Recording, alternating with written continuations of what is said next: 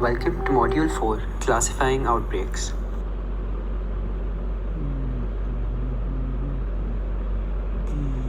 In this module, we will discuss the three main categories that communicable diseases are classified as. The first, or the initial level of classification, is an endemic. A disease is categorized as endemic once it has been present in a particular geographical region for a long period of time. An epidemic is declared when the disease is actively spreading in a larger region as compared to an endemic.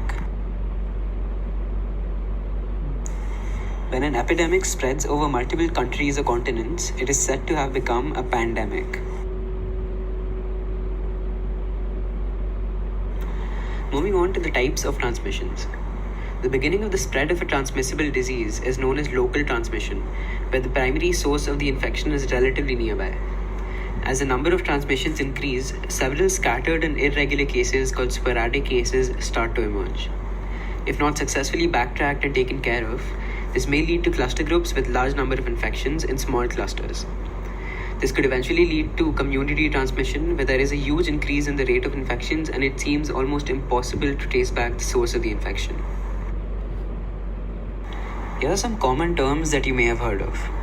A lockdown is a security measure taken during an emergency such as a pandemic to prevent people from leaving their houses or visiting other locations. This is done to make sure that there is no human-to-human transmission of the disease. An outbreak is when there is a sudden increase in the rate of infections, which is unexpected and unwanted.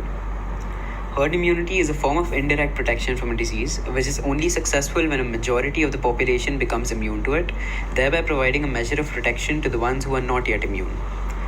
Quarantine can be defined as a restriction on the movement of people who have been exposed to the communicable disease and is intended to prevent further transmission of the disease. The World Health Organization, or the WHO, was established in 1948 and is responsible for building a better, healthier future for people around the world. It plays a major role in the global governance of health and disease and provides leadership on matters critical to health and engaging in partnerships where joint action is needed.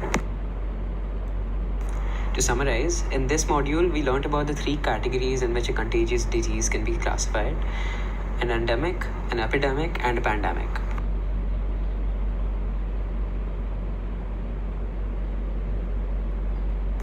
Furthermore, we also learned about different types of transmissions and a few terms we all have heard of but don't know exactly what they are.